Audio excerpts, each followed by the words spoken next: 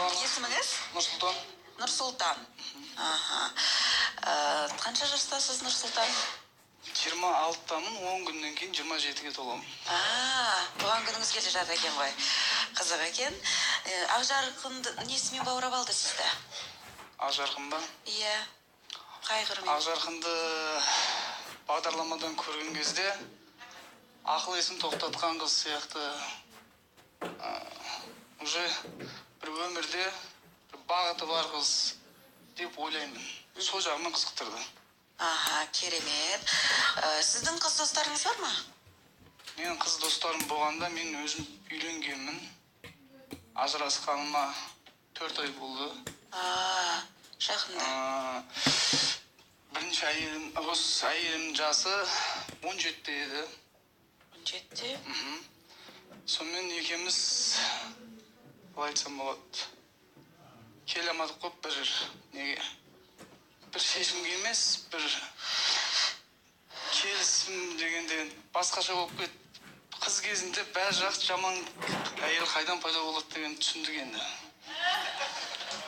17 жасында енді жаман болып үлгерді ме не сонда? Болды ғой сондай. Ерте тұрмыс құрған екен? Бағытты өзгертіп жіберді ғой, жас қыз алмай, ақыл есін тоқтатқан қыз дұрыс болармын деп. Негізі жалғыз баламын, үйлену керек, шыны керек, үйлену керек. Анам екеуміз тұрамыз, анам дегеніміз. Сондықтан негізі үйлену керек. Толық отбасыңыз жайлы айта кетсеңіз, сонда анам екеуміз дедіңіз? Анам екеуміз тұрамыз. Әкеңіз? Әкем кішкентай кезімде қайтыс болып кеткен. Түсінікті. Қайырлы болсын. Бұл жерде енді ажырасу дедіңіз, осы тақырыпты дұрыстап талқылайықшы. Неге сіздің өткеніңізге жалпы және де жазылмаған жараларға тұз себу ниетіміз жоқ әрине, бірақ осы қателіктерді қайталамау үшін не үшін осындай жағдайға келіп түстіңіз? Өзім түсінбей қалдым. Жүрген кезімізде 1 жыл жүргенбіз.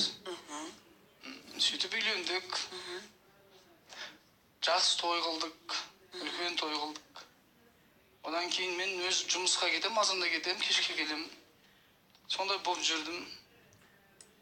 Тыңдамай кетті келіншегім. Шыны керек болғанда. Вообще тыңдамай кетті. Тіл алмады. Тіл алмай кетті. Қалай айтсақ болады, бет ашылып кетті десек те болады ғой. Қай тұстан байқалды? Ол қыдырып кетті ме? Элементар нәрсе, даже тамақ істеп жатқанда басыңа орамал тағып ал деген сөздерді енгермеді. Көп нәрселер болды онда, оның бәрін тізіп айта берсең көп. Онда телевизор арқылы жамандағым келіп жатқан жоқ. Ол да бақытын тапсын.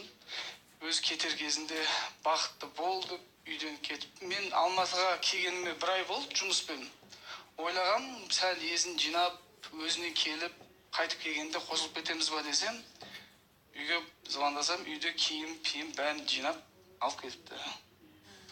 Сонымен болды, развод. Ресми ажырастыңыз ғой, е? Ресми болғанда, ресми ажырастық. Ресми болғанда деген бұл сұраққа нақты жауап берсеңіз. ЗАГСке тұрмаған себебім мен оны шарт қойған едім. Бала болсын, одан кейін ЗАГСке тұрайық дедім. Неге бұндай шарт қойдыңыз? Шарт қойғанда шарт деп те айтамаймыз оны. Солай да көп көріп жатыр ғой негізі семьяда, қалай болып жатқандарын өмірде. Сіз яғни өзіңіз қорықтыңыз ба? Бұл бала таппай қала ма деп қорықтыңыз ба? Түсінбедім. Көп факторлар бар ғой.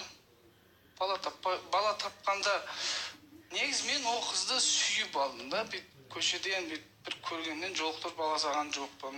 Енді сол қызды сүйіп алғаннан кейін ондай талапты қоюға бола ма? Сен маған бала туып бергеннен кейін ғана, содан кейін ғана барып үйленеміз деген ресми түрде.